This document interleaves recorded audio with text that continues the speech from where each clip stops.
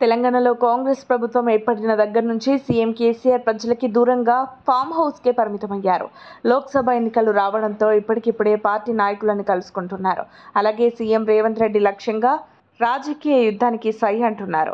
ఇందుకోసం ప్రత్యేక కార్యాచరణ సైతం ఖరారు చేశారు. తాజాగా కార్యకర్తలతో కేసీఆర్ సమావేశమయ్యారు.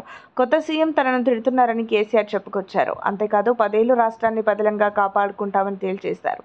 తెలంగాణ కోసం కేసీఆర్ ఏనాడు వెనక్కి పోడని శ్రేణుల్లో భరోసా నింపే ప్రయత్నం చేశారు. అంతేకాక తనను బీఆర్ఎస్ పార్టీని టచ్ చేయడం సీఎం రేవంత్ రెడ్డి వల్ల కాదని చెప్పారు. రేవంత్ కంటే హేమీలను ఎదుర్కొన్న చరిత్ర బీఆర్ఎస్కు ఉందని కేసీఆర్ గుర్తు చేశారు. అప్పగించే ప్రసక్తి లేదని తాను స్పష్టంగా చెప్పారని కేసీఆర్ గుర్తు చేశారు. కావాలంటే తెలంగాణలో రాష్ట్రపతి పాలన పెట్టుకో అని కేంద్రానికి తేల్చి చెప్పారని కేసీఆర్ తన గొప్పలు చెప్పుకున్నాడు. ఇక తాము ఉద్యమం నుంచి వచ్చామని, తెలంగాణకు అన్యాయం చేస్తే అసలు ఊరుకోనని కేసీఆర్ అన్నారు.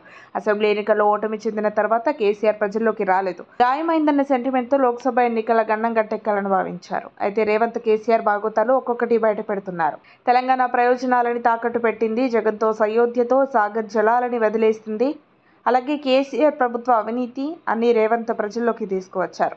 దీంతో కేసీఆర్కు బయటకు రాక తప్పని పరిస్థితి నెలకొంది. మరిన్ని అప్డేట్స్ కోసం మా కాయ్ టీవీని సబ్స్క్రైబ్ చేసుకోండి. మా వీడియో కనుక మీకు నచ్చినట్లయితే లైక్ చేయండి, షేర్ చేయండి. మీ విలువైన అభిప్రాయాలను కామెంట్ బాక్స్లో తెలియజేయండి.